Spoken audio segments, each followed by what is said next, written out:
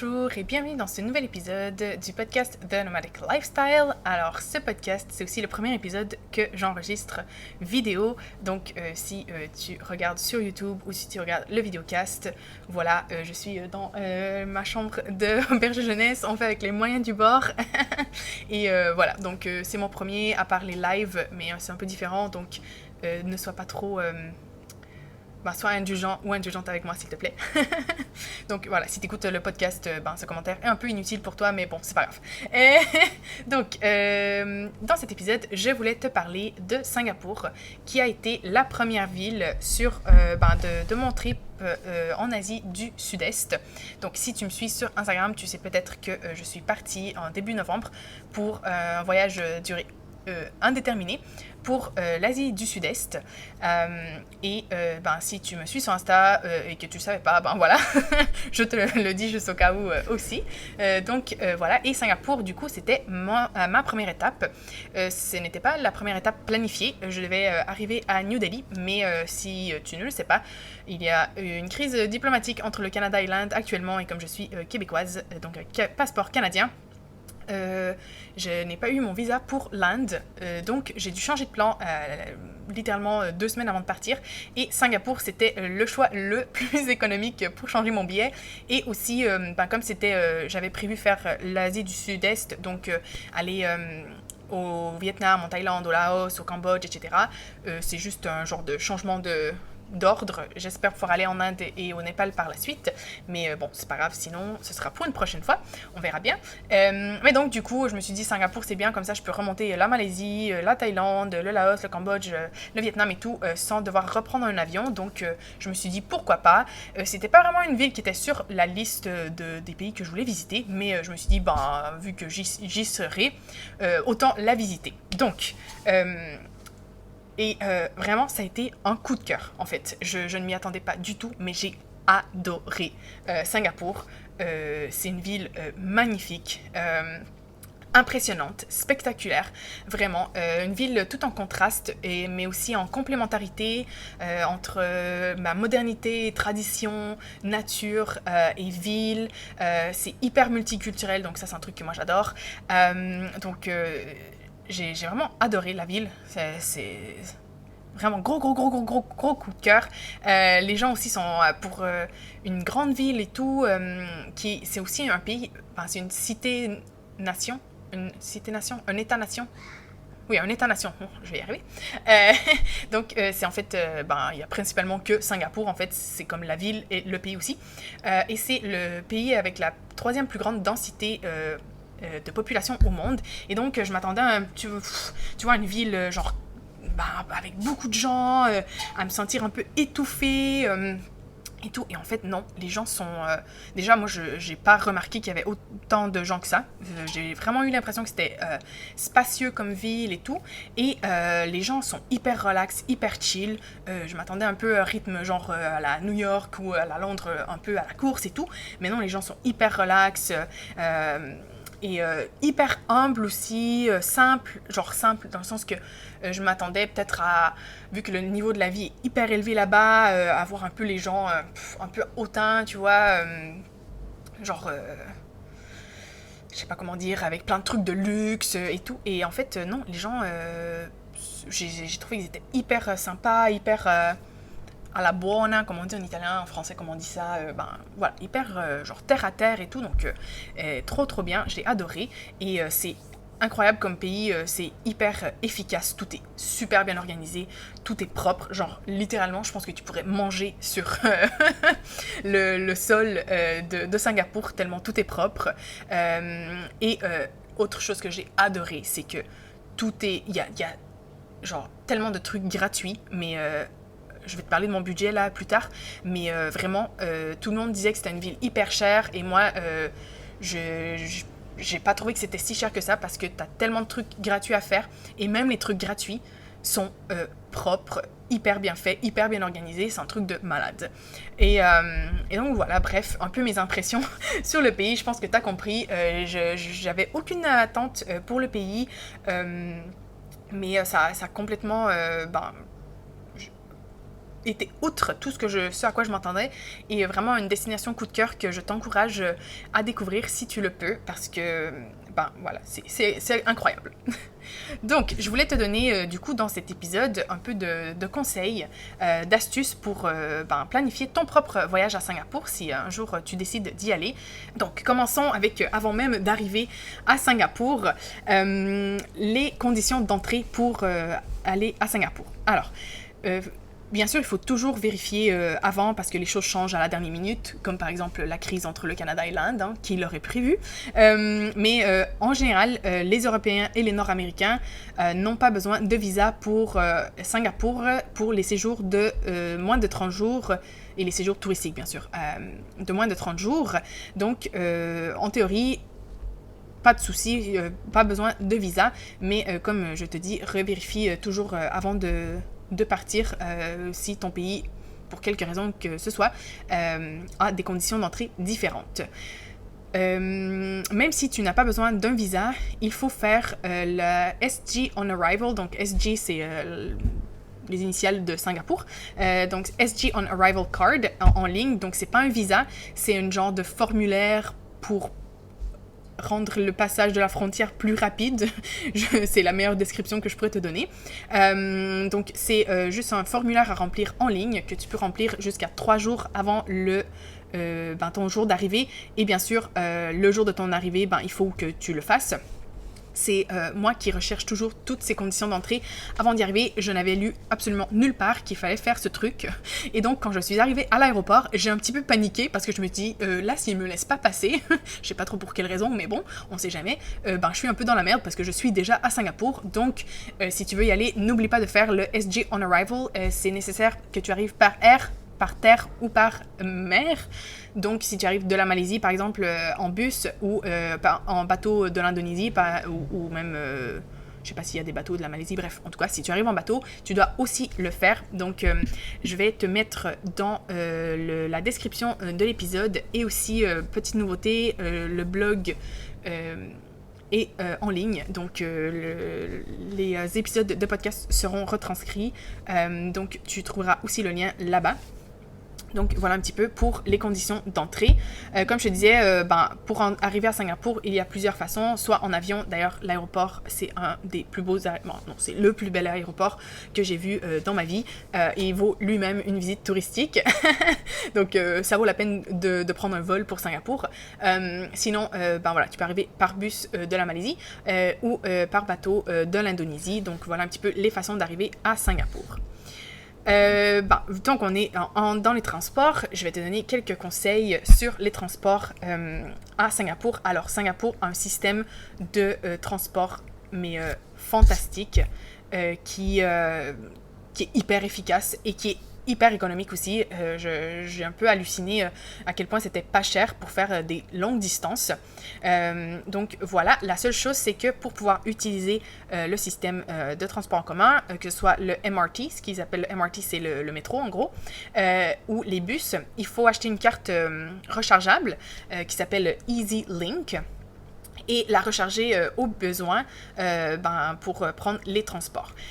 Si tu penses utiliser les transports genre plus que 6-7 fois par jour, alors peut-être que la Tourist Pass est plus avantageuse que la Easy Link Card, la carte rechargeable. Mais très honnêtement, moi, il n'y a jamais une de ville où le Tourist Pass, était l'option la plus avantageuse parce qu'il faut vraiment l'utiliser énormément de fois. Et ok, Singapour, c'est quand même grand, mais pour utiliser 6-7 fois les transports, alors, ça dépend toujours, bien sûr, de la façon dont tu voyages et du nombre de jours. Si tu es à Singapour, genre une journée et que tu jam-pack, genre tu fais tout en une journée, alors là, ouais, la Tourist Pass, ça peut valoir la peine parce que tu vas te déplacer énormément. Mais sinon, moi, je te conseille, la ville, elle est magnifique. Je te conseille de prendre le métro, le MRT, genre pour aller dans une zone, tu explores toute la zone, toute la journée et tout, et tu reprends juste pour retourner à ton auberge le soir. Donc, ça fait 2 transports. Tu vas peut-être avoir besoin de 3 transports par jour si tu marches et tu explores la ville. Donc, la Tourist Pass, je pense pas que ce soit l'option la plus avantageuse, mais voilà. vois toi comment tu préfères faire ça. La EasyLink Card, tu peux l'acheter. Généralement, il y a des gens de machines distributrices pour l'acheter. Et elle coûte 8 dollars de Singapour. Et ça inclut un 3 dollars déjà de crédit que tu peux utiliser pour prendre les transports en commun. Les autres 5 dollars, c'est un peu perdu, c'est le coût genre de la carte. Donc voilà un petit peu pour la Easy Link Card. Important, la carte, il faut la passer bien sûr dans le métro pour entrer et sortir, ça c'est facile, on est assez habitué. Mais par contre, sur les bus, il faut aussi la passer à l'entrée et à la sortie, ce qui, pour moi, en tout cas, je pense que c'est la première fois que ça m'arrive.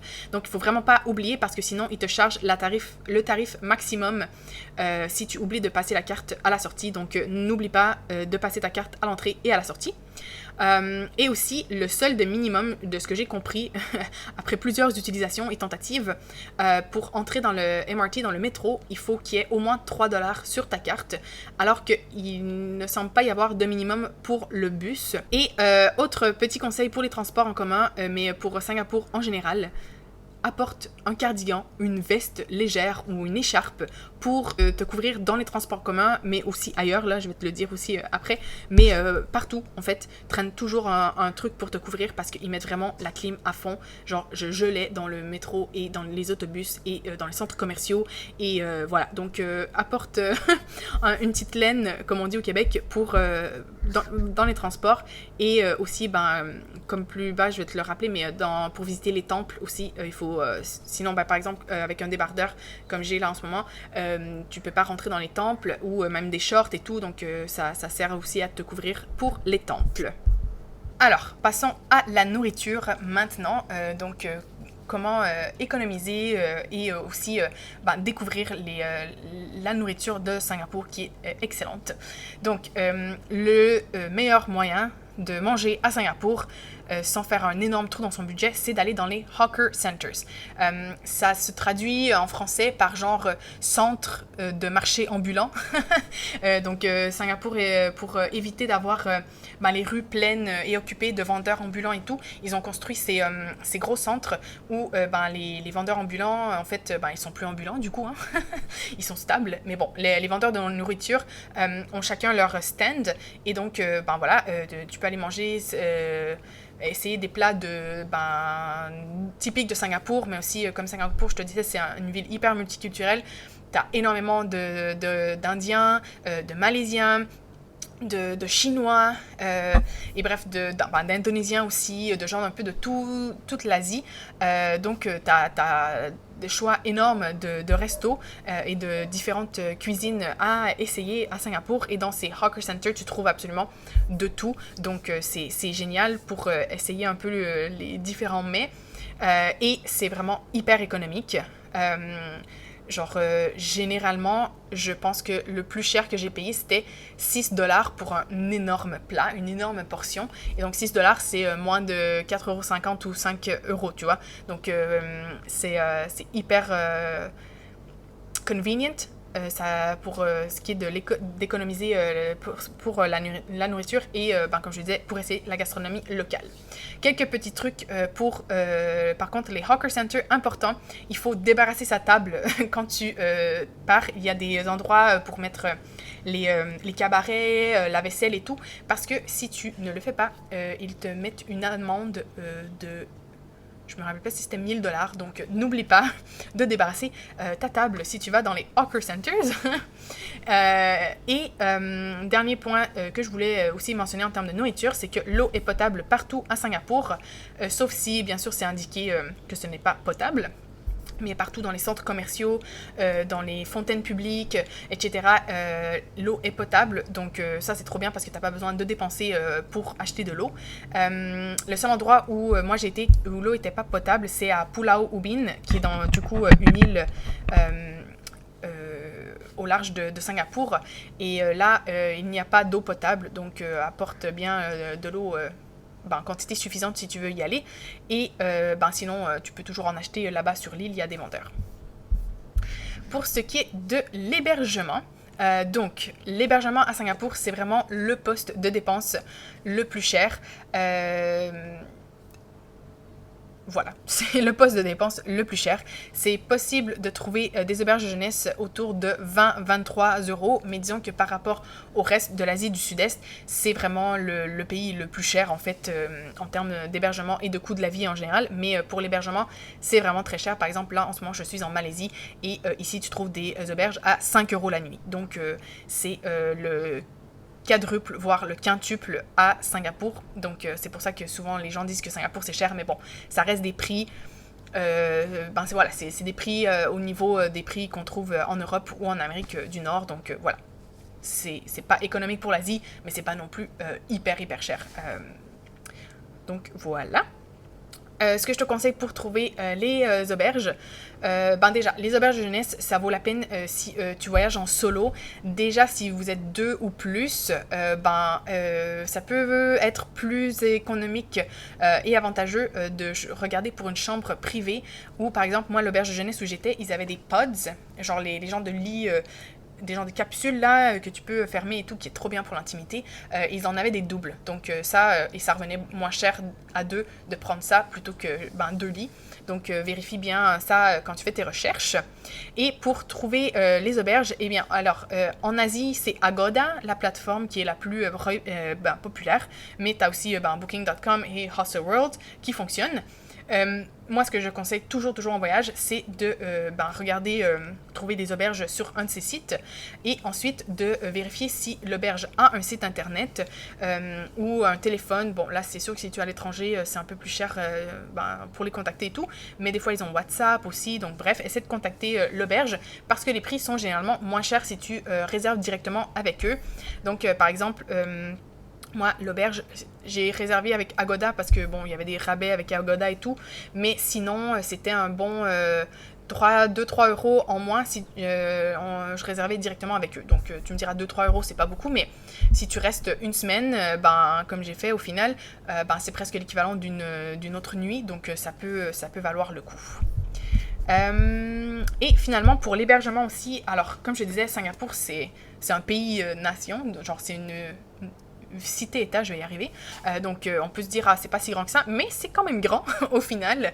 Donc, même si les transports sont pas très chers, je te conseille quand même de prendre un hébergement pas trop loin du centre pour ne pas perdre beaucoup de temps dans les transports pour aller visiter les choses. Moi, la première auberge que j'avais considérée, elle était assez loin du centre et je suis contente de ne pas l'avoir prise parce qu'au final, j'aurais dû toujours prendre les transports alors que là, je l'avais prise un peu plus près du centre et il y a des journées où j'ai tout fait à pied et j'ai pas eu besoin de prendre les transports, donc ça, c'est cool aussi. Je te conseille de prendre pas trop loin non plus du centre pour éviter de perdre beaucoup de temps dans les transports. Et je voulais donc finir cet épisode sur mon budget en fait pour 7 jours et 7 nuits à Singapour. Comme ça, tu as une petite idée si tu voudrais y aller pour quel budget prévoir. En sachant que, moi, les seules activités payantes que j'ai faites, ce sont les Flower Dome et Cloud Forest, qui étaient 53 $ de Singapour, et la Skywalk qui était de 12 $. Donc, si tu veux faire plus d'activités, bien sûr, le budget sera plus élevé. Mais au total, pour 7 jours, j'ai dépensé presque exactement 300 €. Bien sûr, sans compter le billet d'avion, parce que ça... chacun arrive de Singapour d'un autre endroit, donc vraiment sur place à Singapour, j'ai dépensé 300 €. Donc par jour, ça fait un total de 42,86 pour être précise. Et comme je te disais, le budget principal, c'est vraiment l'hébergement parce qu'au total, ça m'a coûté 164 € et 10 centimes d'hébergement, alors qu'en transport, j'ai dépensé 24,97 €. En nourriture, j'ai dépensé 56 € et 39 centimes. Et en activité, comme je te disais, 45 € et 96 pour les 3 activités que je t'ai mentionnées. Et 8,49 € pour une carte SIM. Donc voilà un petit peu, tu peux voir que l'hébergement, c'est vraiment la grosse partie du budget. Mais pour le reste, moi j'ai trouvé que c'était une ville vraiment économique, avec énormément de choses à faire gratuites. Donc ça vaut la peine, même si tu es sur un petit budget. Donc voilà un petit peu mes astuces pour visiter Singapour, et j'espère qu'elles t'aideront à planifier ton voyage si c'est une destination que tu aimerais découvrir, et je t'encourage vivement à la découvrir. Et ben voilà, comme je te disais, si tu as des questions, tu as envie d'en savoir plus, n'hésite pas à me contacter sur Instagram à Sarah la Nomade. C'est en description aussi si tu oublies. Et ben c'est tout. J'espère que ça t'a plu. Et voilà, on se retrouve pour un prochain épisode. Ciao!